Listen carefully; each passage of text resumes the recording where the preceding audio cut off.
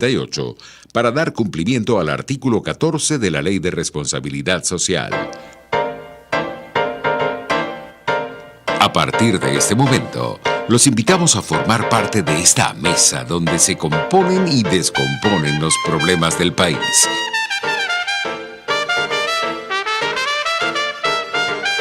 RCR presenta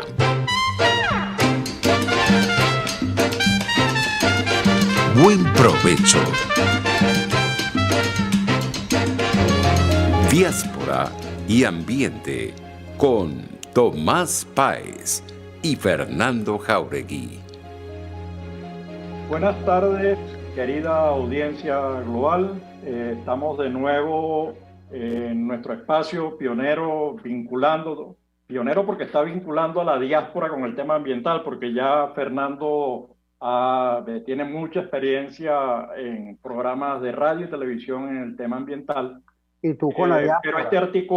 Pero este articula el tema de la diáspora con el ambiente. Lo hacemos a través de la emisora pionera de la radio venezolana, RCR 750, en la dirección de la estación Jaime Nestares, en la gerencia de producción Willit Sarcaya, en la producción el tremendo apoyo que nosotros tenemos con Carla Sons.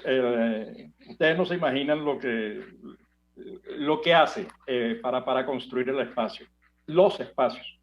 En los controles, José Gregorio González, cuyo apoyo también es fundamental para el desarrollo del programa.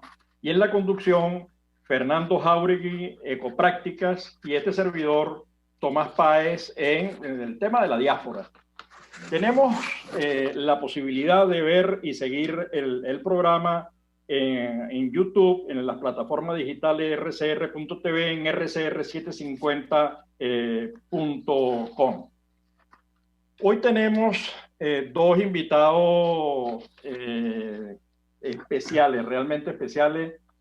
Son ambos ingenieros, ambos con doctorado en ciencias forestales. Uno es mayor que la otra, ha sido profesor, trabajan desde el exterior y en el interior de Venezuela, están preocupados, le hacen un seguimiento a ese enorme tema que son los bosques. Y entonces, esa es la presentación fundamental. Están comprometidos con el país, pero además representan una organización diaspórica en Alemania, que es Pro Venezuela, una organización que ya lleva años trabajando donde hay gente muy querida como la María Delgado, está el Manuel, está Bárbara, hay un montón de gente muy linda trabajando desde Pro Venezuela en Alemania. Sin más, le doy la palabra a Fernando para que él siga haciendo la introducción, porque de bosques él conoce. Habíamos pensado en un programa dividido en 3 bloques. Uno, la importancia de los bosques, la relación con la vida. Nosotros vamos al Parque del Este, pero no sabemos mucho más de eso. Queremos que nos expliquen de manera sencilla su importancia. Luego, la situación actual y el papel de la diáspora y lo que ustedes están haciendo en el mundo. Entonces, Fernando, es tuyo el micrófono. Bueno, gracias Tomás, además por crear este espacio junto con Radio Caracas 750 y Jaime Nestares, un espacio para el ambiente y la diáspora.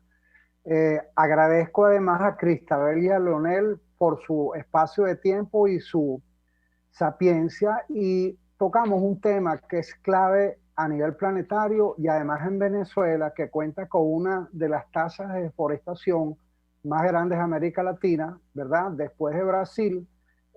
Aunque la deforestación en Venezuela no echa humo porque se hace a través de la minería y no del fuego, es igual de profunda, devastadora, y además en un momento donde ya los bosques están a su máxima capacidad de captación de carbono.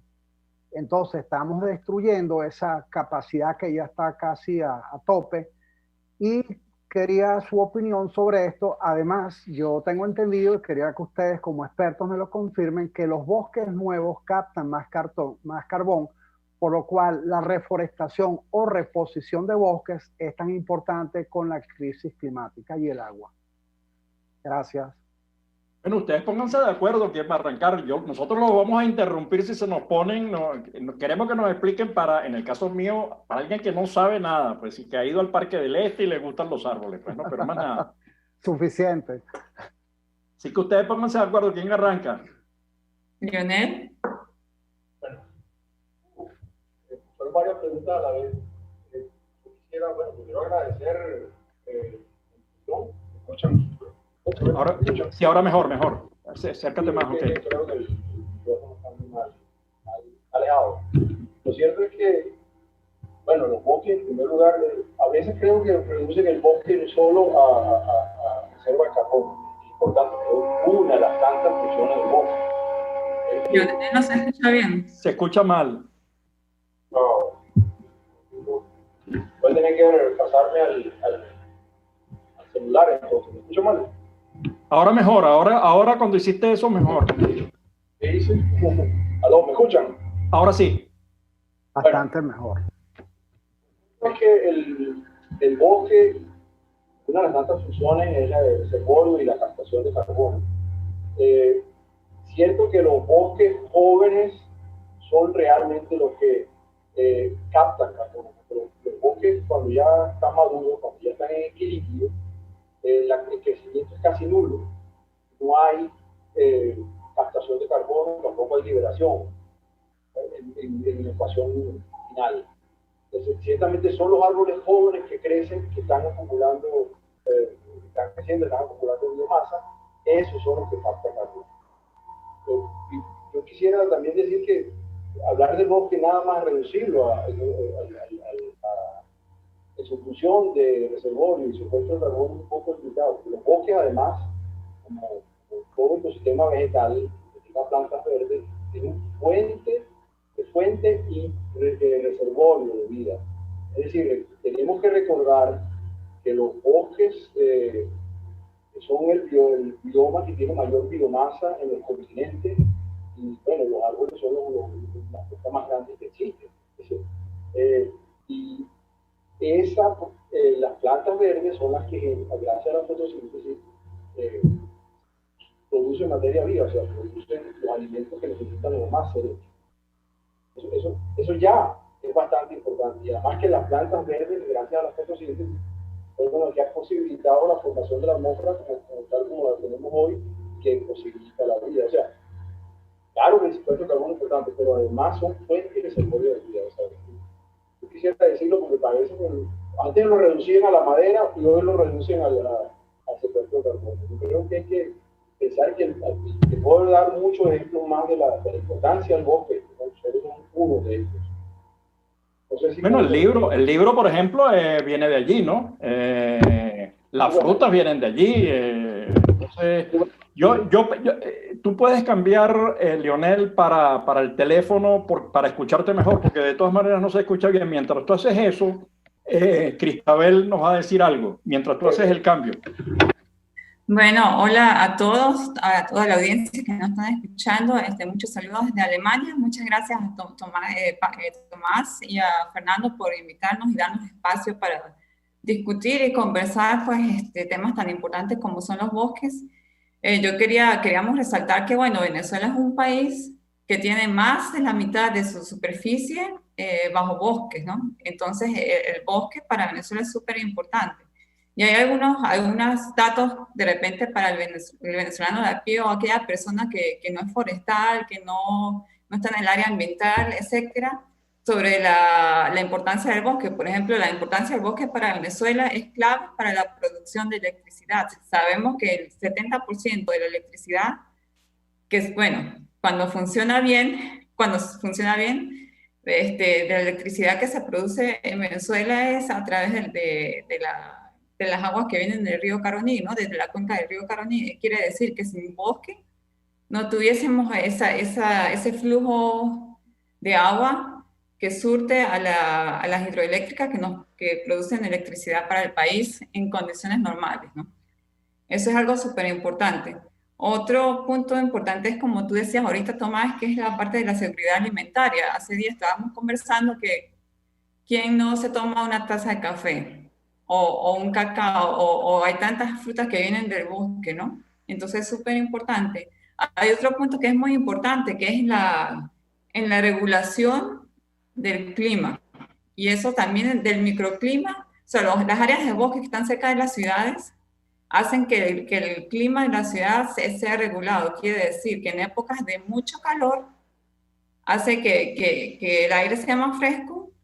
Eso es un tema muy importante. Y otro tema súper importante es que los bosques protegen el suelo de la erosión.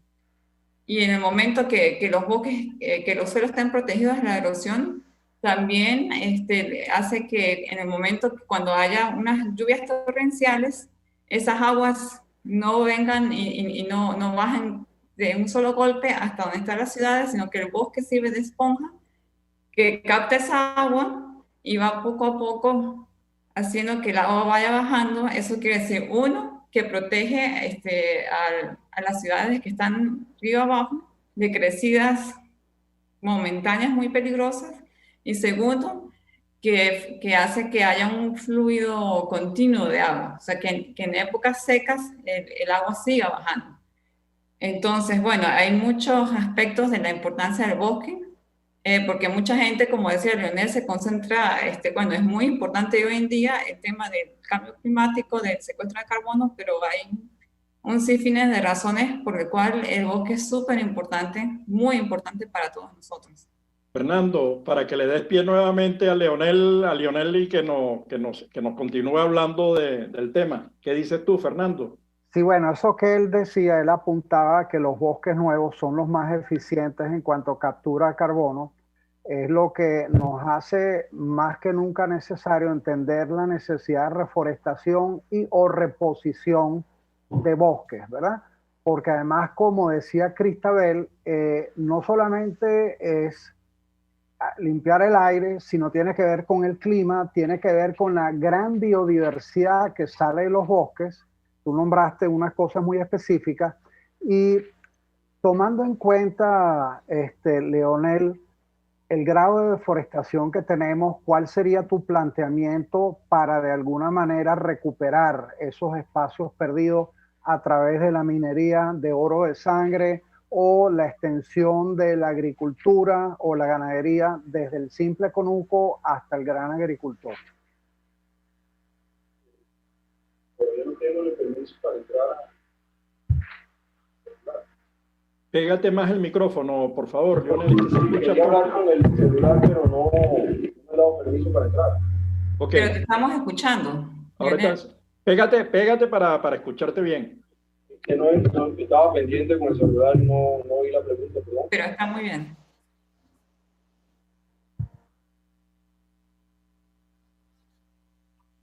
Sigue. Bueno, ¿cuál era la pregunta, perdón?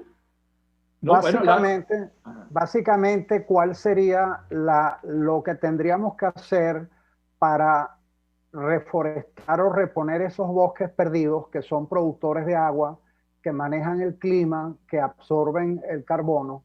¿Cuál sería el plan que usted propondría para esto?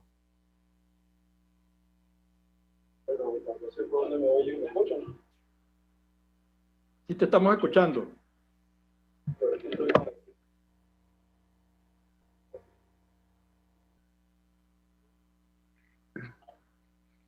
Ajá. Bueno, voy a tener que hablar. Mira, sinceramente no hay una fórmula general. Recuerda que estamos hablando de un bioma que tiene muchas variaciones en el tiempo, en el espacio, y hay diferentes continentes. No puedes hablar de una fórmula general para todo el mundo.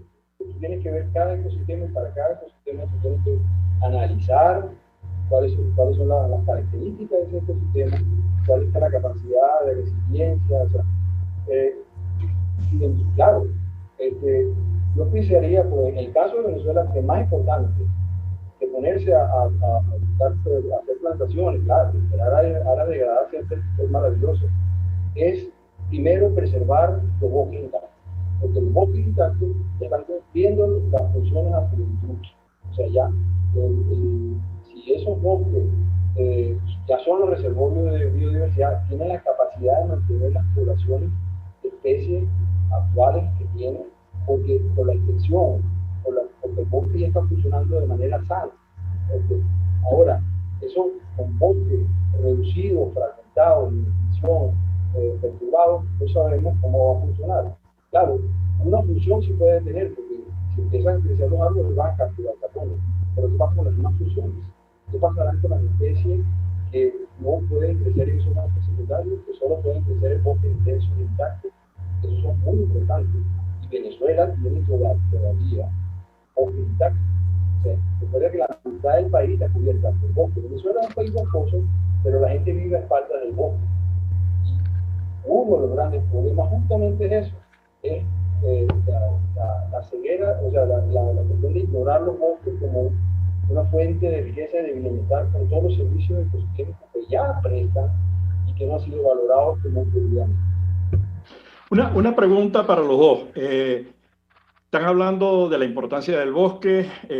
Fernando preguntó sobre qué hacer con el tema de los bosques. Yo haría una pregunta que es, ¿cuál es la situación de los bosques hoy? Porque yo he visto algunos de los informes que ustedes han elaborado, incluso hoy lo estuve buscando para tratar y no lo conseguí, de los informes que ustedes han elaborado sobre algunas áreas boscosas. Entonces quisiera saber cuál es su visión con la información que existe y con la que ustedes poseen. No estamos pidiendo un diagnóstico exhaustivo, sino cuál es la caracterización actual, cuáles son los problemas que está viviendo el país en este momento en el tema boscoso, para luego pensar en soluciones, etcétera.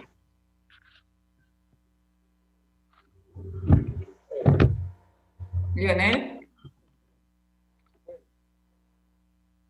Yo sí creo que primero hay que decir que lo que prevalece es opacidad, falta de transparencia de la información. Y justamente estamos hablando del ecosistema más complejo del planeta, en términos de número de especies y biodiversidad.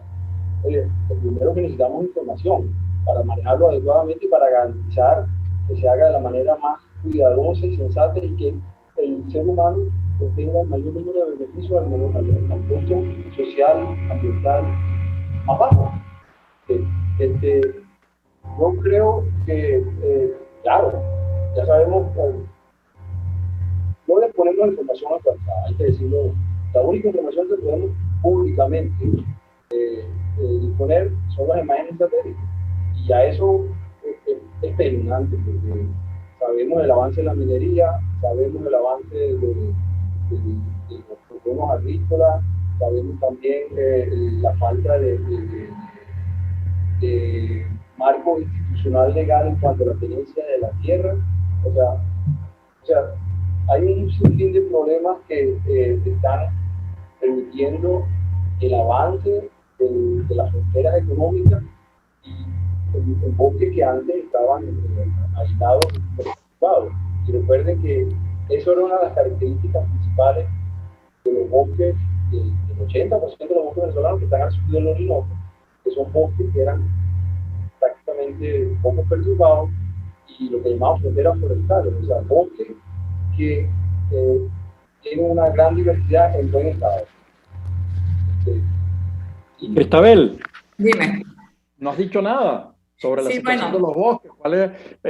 Yo entiendo que había una cosa en Caparo, ¿no? Era algo así. Eso justamente, exactamente. Bueno, sabemos que uno de los problemas más grandes, bueno, y es el que ha tenido mayor atención mediática, es la problemática de lo que está ocurriendo con el arco minero, ¿no?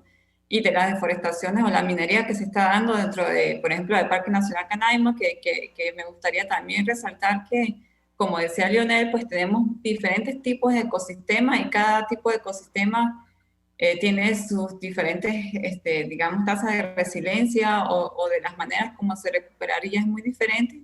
Y, por ejemplo, en el caso de la Guayana venezolana o de los bosques que se encuentran en la Guayana, tenemos que la Guayana es un área del planeta, una de las áreas del planeta más antiguas, y si bien sabemos que los suelos de los bosques tropicales en general son pobres, aquí son mucho más pobres. Quiere decir que las deforestaciones que se están llevando, por ejemplo, en áreas del Parque Nacional o cerca de Canaima o del Parque Nacional Gran Sabana, es muy difícil llegar a recuperar esas áreas. Hay otras áreas donde uno pudiese decir, bueno, la naturaleza es sabia, lo que tenemos que dejar es que haya una recuperación natural o a una recuperación natural asistida, pero también tenemos áreas como las del Parque Nacional Canaima o de la Gran Sabana, donde muy difícilmente se va a lograr una recuperación. Ese es un punto. El otro punto es sobre la Reserva Forestal de Caparo. Los bosques, ese es el último relicto que queda de los bosques en los llanos occidentales que hay en el país. Y bueno, no se conoce mucho de eso. Probablemente nosotros los forestales, todos los que estudiamos ciencias forestales, recordemos que solamente hay 2 lugares, bueno, hay una sola universidad donde se estudia ingeniería forestal, que es la Universidad de los Andes, y la Reserva Forestal de Caparo es un área de comodato que tiene la Universidad de los Andes y se habla que es la aula natural que tenemos los forestales, porque siempre íbamos allá a aprender en campo sobre los ecosistemas, manejos forestales, etcétera. Hay áreas del bosque que se monitorean desde hace muchísimos años. Entonces, bueno, la problemática en ese relicto, este ecosistema era compartido entre Colombia y Venezuela. Finalmente se fue a través de procesos por la presión de la frontera agrícola y todo esto, se fue reduciendo tanto, al punto que quedó un relicto muy pequeño que estaba prácticamente dentro de las áreas de comodato de la Universidad de los Andes. Y bueno, la problemática es que se ha dado que poco a poco han entrado más personas, han ido invadiendo, están talando. Entonces, bueno, ha sido una problemática muy grande porque es como para explicarle a las personas que no conocen el tema, es como el última área que queda de ese tipo de ecosistema. Hay una fauna ahí muy importante y hay especies endémicas también y bueno, eso está a punto de desaparecer. Lo que pasa es que no es tan conocida y por eso pues nos ha costado también darle que sea más conocida pues esta problemática. Esa es una de las problemáticas que se tiene en otra parte que no es en la Amazonía o no es la Guayana venezolana. Yo los veo todos callados, Fernando. Justamente iba a comentarle a Cristabel en referencia a Caparo. Ahí hay un trabajo extraordinario que está haciendo la bióloga Diana Duque, sí. Que además del bosque está protegiendo, como tú decías, especies muy particulares como es el mono araña. ¿Ok? El sistema de invasión es, como tú comentabas, diferente. A veces llegan, entre comillas, cooperativas, inclusive cooperativas religiosas, que quieren entonces usar el espacio, en teoría, para vivir y eso, y terminan deforestando, ¿no? Esta bióloga, Diana Duque, ha hecho un trabajo extraordinario porque ha estado literalmente hostigando al Ministerio del Ambiente, ha logrado algunas medidas y ha logrado que se apliquen, ¿no? Ahora, esto es un ejemplo de lo que está pasando en Venezuela, donde tenemos toda esta cantidad de bosque y justamente la gente que deforesta dice, pero si lo que nos sobra es monte, ¿por qué no vamos a desmontar? Nos están dejando sin agua, sin biodiversidad, sin limpieza del aire. A usted que nos escucha a través de Diáspora y Ambiente por RCR, yo le invito a meterse en Google Earth y busque allí Las Cristinas. Usted se va a dar cuenta la deforestación enorme, gigante que ocurre. Y no es que se lo contemos, métase en Google Earth, coloque Las Cristinas, Estado Bolívar, y usted va a ver con sus propios ojos, con el satélite Google Earth, el desastre mayor que está ocurriendo allí. A los dos me gustaría preguntarle, obviamente leyes son los que sobran en Venezuela para proteger el ambiente, no se están aplicando. En este caso, ¿cómo ustedes se ven con un posible cambio de gobierno que científicos como ustedes puedan hacer presión para que esas leyes con un nuevo proceso, un nuevo gobierno, pudieran hacerse efectivas? Esa pregunta la dejamos para el próximo segmento, así que vayan pensando bien lo que nos van a decir y cómo van a articular, pero tenemos que ir a publicidad y ya regreso. Perdonen el corte, pero tenemos que cumplir con compromisos. Usted escucha Buen Provecho por rcr.tv, la radio que se ve. Puedes seguirnos en nuestras redes sociales. En Twitter, @RCR750, la radio que se ve. ¿Te imaginas unos deliciosos y súper cremosos helados libres de azúcar, libres de lácteos, libres de huevos, libres de gluten, libres de culpas? Te lo tengo. Heladería Vegan Fruit lo hizo posible y aptos para todo tipo de personas. Los heladitos Vegan Fruit los encuentras en los mejores supermercados y tiendas de delicateces. Síguelos en las redes. @heladería Vegan Fruit. Amor vegano y cremoso. Voz de América. Información precisa, completa, veraz, objetiva e independiente. Directo a tu pantalla. De lunes a viernes a las 2 de la tarde por RCR 750. Cómo prevenir enfermedades, cómo actuar en casos de emergencias médicas, cómo mantener una buena calidad de vida. Todas estas interrogantes tienen su respuesta en RCR Salud. Todos los domingos con el Dr. José Eduardo Troconis. Comparte con nuestros oyentes notas de bienestar físico, salud mental y social para el buen desarrollo del ser humano. RCR Salud. Todos los domingos a las 10 de la mañana. Por RCR. Dosis Alternativa es una ventana abierta donde usted hallará respuestas a diversos temas de salud que nos preocupan. La distensión abdominal, muchas personas lo plantean como una enfermedad. Sin embargo, la distensión abdominal, más que una enfermedad o una condición, es un síntoma y es un motivo de consulta sumamente frecuente entre los pacientes que van al gastroenterólogo o que vienen a la consulta de gastroenterología. Dosis Alternativa les hace llegar de una manera sencilla y amena la orientación de profesionales que necesita para comprender y manejar correctamente situaciones de nuestro día a día. Los resultados del laboratorio tienen que ser interpretados con la clínica del paciente. Si bien es cierto, siempre es bueno hacerse exámenes médicos por lo menos una vez al año, también es bueno hacerse también la evaluación clínica, no solo hacerse el examen de laboratorio, sino también ir al médico internista, hacerse un chequeo general anual. Dosis Alternativa con Marilia García y Jackson Vargas, de lunes a viernes a las 9:30 de la mañana, solo por RCR, la radio que se ve.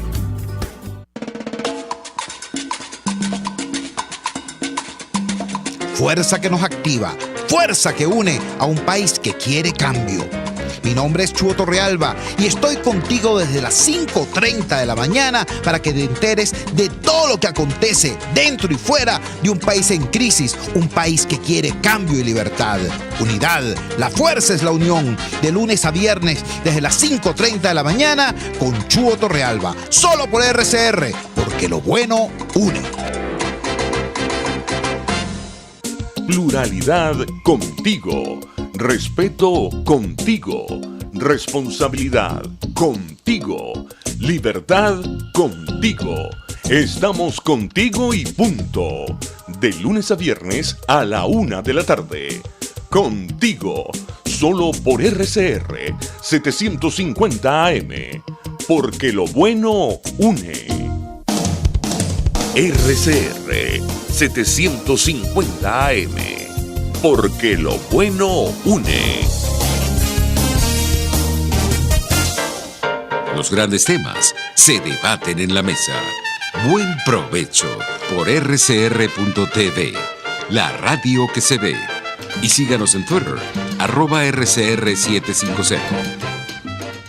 Bueno, ya de regreso, nuestro programa Diáspora y Ambiente con Fernando Jauregui, Ecoprácticas, y este servidor. Estamos con Lionel Hernández y Cristabel Durán, dos ingenieros forestales, dos doctores en ciencias forestales, es decir que conocen el tema, además vienen de la ULA, y Lionel ha sido profesor en la UNEC en Guayana, es decir que conocen además hasta el último arbolito allí en Santa Elena de Guairén.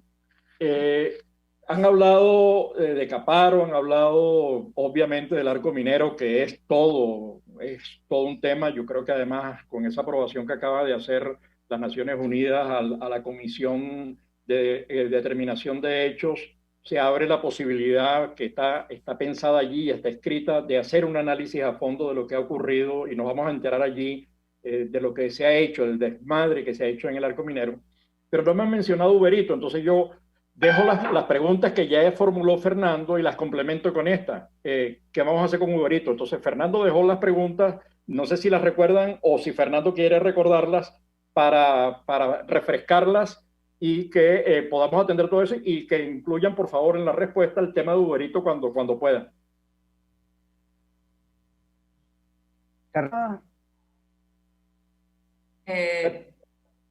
Bueno, hago la pregunta nuevamente. Venezuela tiene leyes de sobra desde la Constitución hasta la Ley Penal del Ambiente, la Ley del Ambiente para cuidar del ambiente. Sin embargo, las leyes no se están aplicando y de hecho el principal infractor de esas leyes es el propio gobierno actual.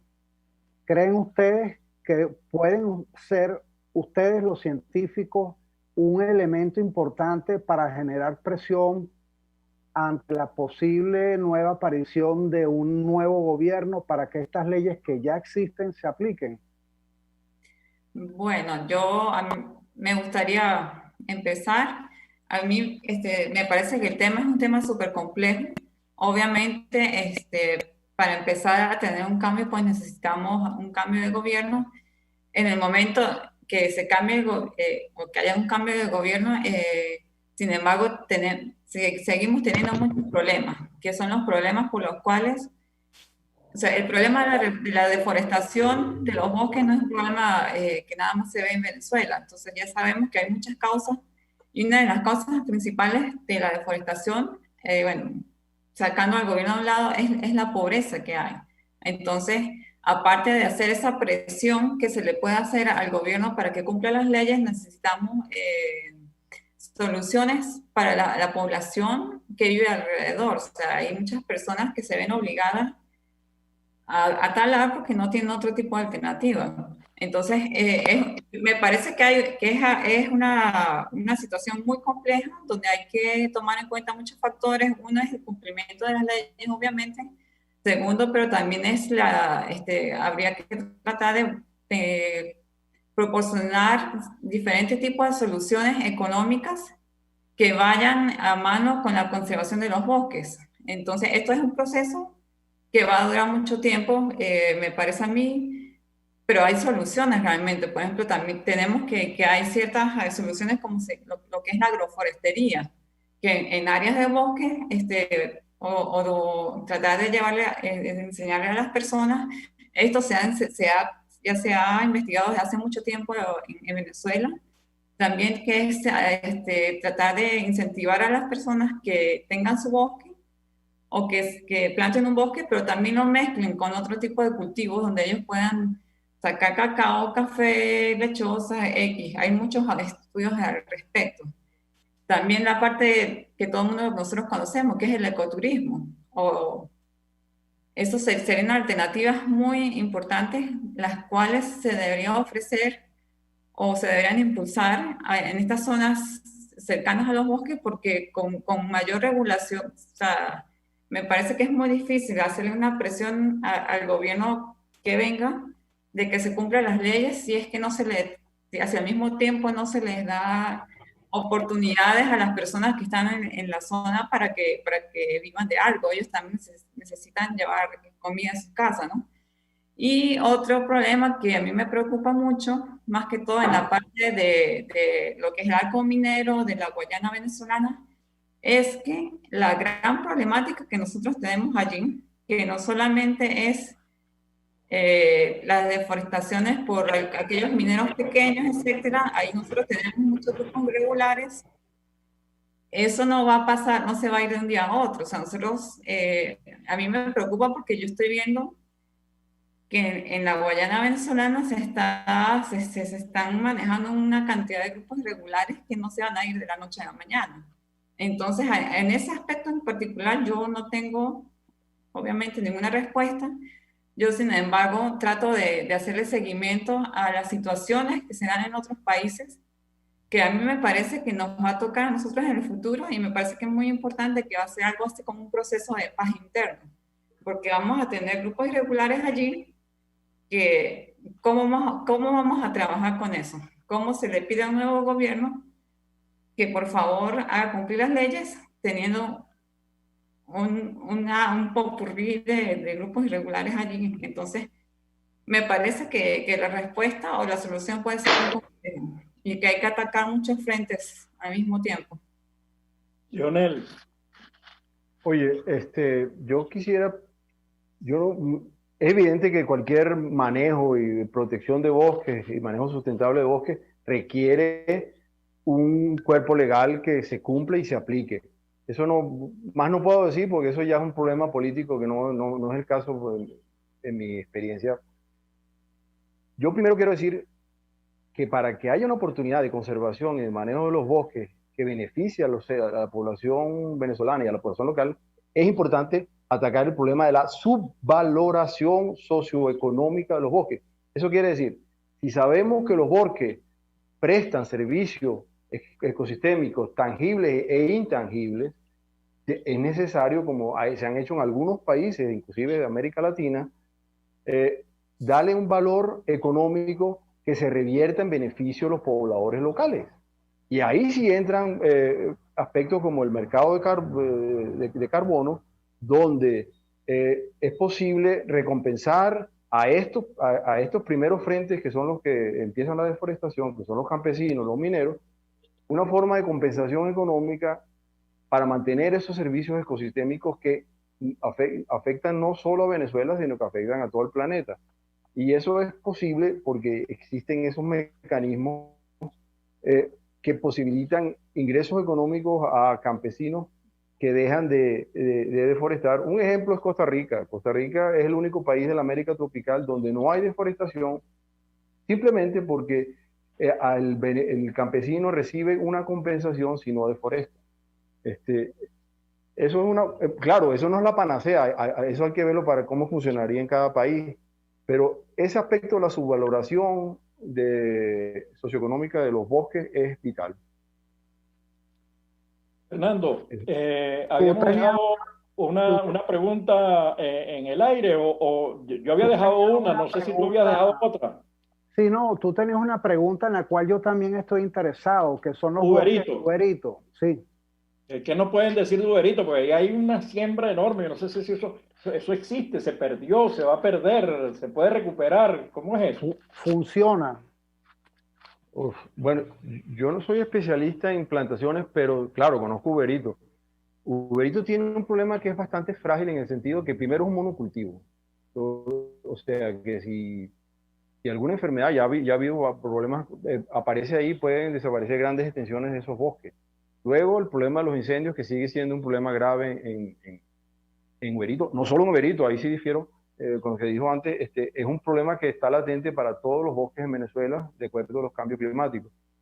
O sea, uberito ahorita cumple una función de suministro de madera para Cerrillo y protege los suelos, pero no cumple la principal función para la cual está planificado, que era suministro de pulpa para papel, porque no existe una planta procesadora de pulpa. Y de hecho las que existían en Venezuela, que estaban en el occidente, creo que ya no funcionan. Lo cierto es que el potencial económico de uberito no ha sido utilizado. Ecológicamente tiene algunos problemas, pero el potencial económico sí lo tiene si se logra mantener sin ninguna afectación en cuanto a enfermedades e incendios. Una pregunta. La diáspora, y ustedes son parte de ella, ha hecho cosas. Si yo recuerdo un comentario, parecen simples, esas cosas parecen tontas, de apoyar a los ingenieros forestales para acceder al conocimiento internacional, de difundir, divulgar. ¿Qué cosas creen ustedes en las que se puede comprometer la diáspora? ¿Qué cosas está haciendo ya la diáspora en el tema ambiental y en este tema particular de bosque? Hay otra gente que está trabajando el tema de petróleo, pero ¿cómo lo ven ustedes? ¿Qué están haciendo? ¿Qué se puede hacer? ¿Qué faltaría por hacer? ¿Cómo complementarse con quienes trabajan ese tema en Venezuela? ¿Cómo acceder a información? Digamos, yo creo que hay como muchas aristas, así que díganme ustedes su experiencia, lo que piensan sobre este tema, porque se trata de un tema global. El ambiente no está circunscrito al mapa de Venezuela. El ambiente es un tema, como ustedes bien conocen, mejor que yo, es global, pues. Bueno, yo puedo de repente hablar un poco al respecto. Nosotros estando afuera, lo que nos hemos dado cuenta es que hay temas, o sea, hay temas del área ambiental que se conocen bien afuera de Venezuela, con respecto a otros países, que si Brasil, digamos, centrándonos en Latinoamérica, ¿no? Que si Brasil, Ecuador, Perú, etcétera, pero de Venezuela no se conoce mucho, ¿no? Entonces, una de las cosas que hemos hecho es, cada quien, a la medida de lo posible, es que nosotros, al menos, por ejemplo, como científicos, en los congresos, pues tratar de darle más, llamar más la atención a lo que está pasando en el país, ¿no? Entonces, por ejemplo, una de las iniciativas que hemos tomado, que tomamos hace poco, es, son como dice Tomás, son muy, yo diría trabajitos de hormiga, que cada quien desde donde está puede empezar a hacer, son contribuciones muy pequeñas, pero bueno, algo ayudarán.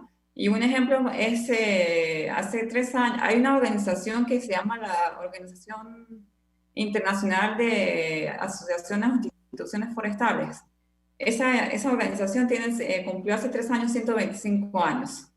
Entonces se hizo un congreso y bueno, una de las... cuando yo empecé a ver cuáles eran, habían becas para científicos para poder asistir a este congreso. Y cuando yo empiezo a ver cuáles eran los requisitos, mi mayor sorpresa es que dicen, bueno, hay varios requisitos, que las personas tengan una presentación pública, que venga, bueno, varios requisitos, pero uno de los requisitos era que las personas que se postulan a esas becas vengan de países pobres. Y la gran sorpresa es que cuando yo reviso la lista de los países pobres, pues Venezuela no está allí. Entonces, bueno, ahí fue cuando comenzó que yo dije, bueno, esto no puede ser. Claro, hay listas a nivel mundial que actualizan cada año donde se dicen cuáles son los países pobres. Entonces, una de las pequeñas iniciativas que llevamos a cabo fue escribirle directamente a los directores y explicarles la situación y decirles, mira, aunque Venezuela no está en la lista de los países pobres, los científicos venezolanos no tienen ningún tipo de recursos económicos para poder asistir a esto, por favor, considérenlo. Fue una reacción bastante positiva, eso gracias a que hay profesores en la Universidad de los Andes, por ejemplo, que siempre han tenido contacto con este tipo de organizaciones, entonces ya lo conocían, y cuando se dio el congreso, nosotros nos unimos, digamos, parte de la diáspora o ingenieros forestales que están fuera del país, nos unimos con profesores profesionales que están todavía en Venezuela y escribimos una carta abierta para la UFRO. La UFRO es esta organización que yo les digo, ¿no? Entonces, bueno, en esa carta abierta se le habló sobre la situación actual de los bosques del país y la situación actual de la ciencia forestal, de los investigadores. Se le entregó el documento y bueno, digamos que los pequeños beneficios pues que incluyeron a Venezuela en esa lista de países poco favorecidos, esos países pobres, y también ofrecieron que se les iba a ofrecer una membresía a los países, a científicos de Venezuela gratis. Algo muy similar se hizo. Hay una organización que se llama, es la ATBC, que es la Asociación de Organizaciones de Biología Tropical, que tenían este año un gran congreso. Es la organización sobre investigación forestal de los trópicos, y tenían su congreso mundial en Colombia. Mismo ejemplo, becas para apoyar a científicos o a estudiantes de países pobres. Revisa uno la lista, Venezuela no está en la lista de los países pobres. Entonces, bueno, son esas iniciativas que uno directamente va, escribe un correo. Es muy importante el networking, o sea, mantener siempre conociendo gente, estarlos saludando y eso, y uno le dice, mira, tenemos esta problemática.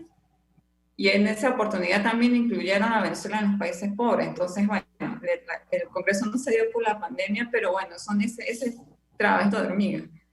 Otras actividades que nosotros estamos tratando de llevar y la que nosotros pensamos que va a ser muy necesaria para, como decíamos, reconstruir a Venezuela, a pesar de que Venezuela es un país rico, es la cooperación internacional, la ayuda para el desarrollo. Sabemos que hay muchos países que tienen sus agencias de cooperación internacional. Yo solamente puedo hablar de Alemania, que es donde vivo y donde he tenido más contacto con este tipo de organizaciones, y sabemos que estos países ayudan a un país solamente si el gobierno de ese país está abierto a recibir la ayuda.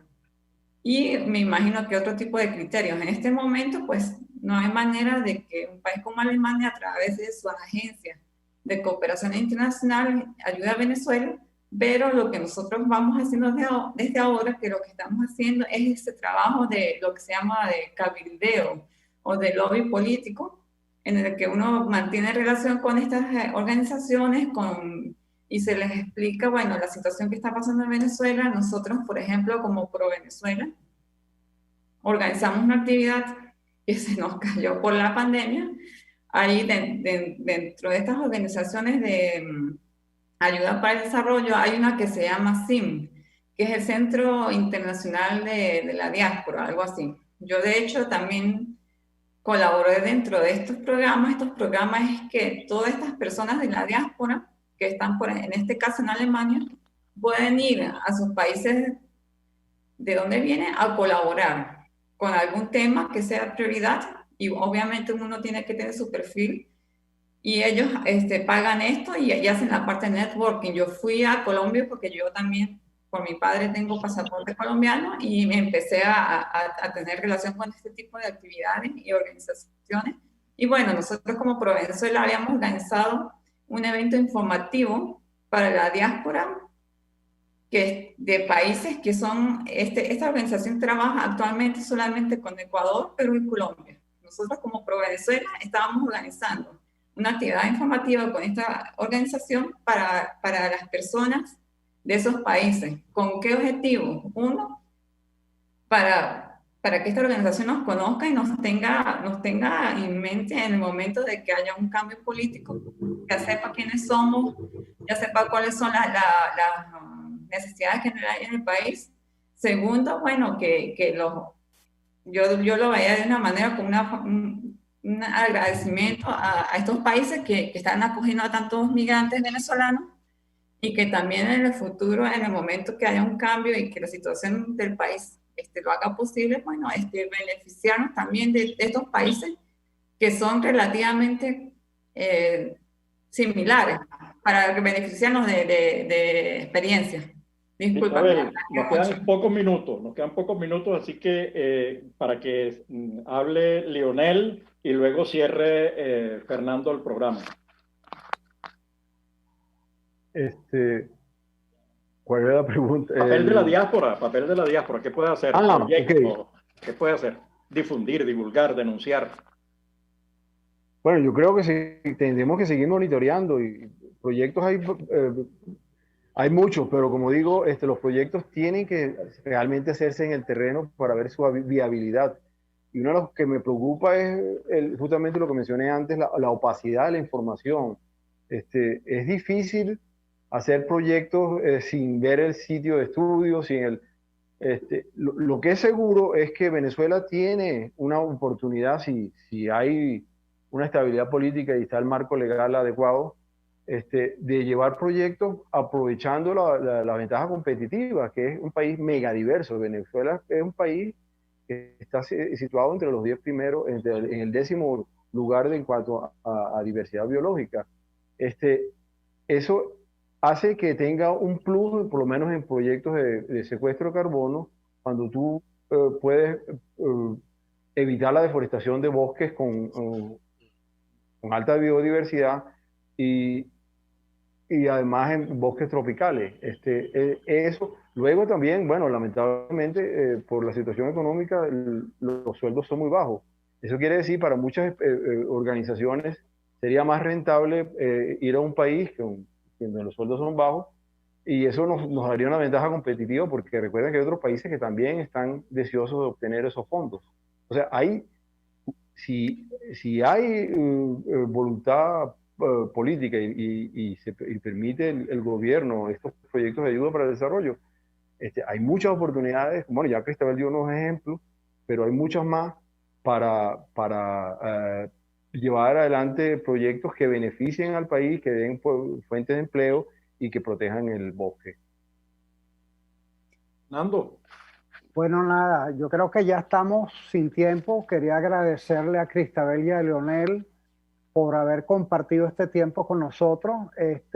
Al igual que otras personas de la diáspora, contamos con ustedes para la reconstrucción de Venezuela, sobre todo un área tan importante como tienen que ver los bosques y selvas tropicales, que son la base de la vida, ya que producen agua, oxígeno y capturan carbono, entre muchas cosas. Yo voy a aprovechar, como siempre, a usted que nos ve, de pedirle que nos sigan @ecoprácticas, igual en Facebook, que vean nuestro canal de YouTube Ecoprácticas y nuestra página ecoprácticas.com.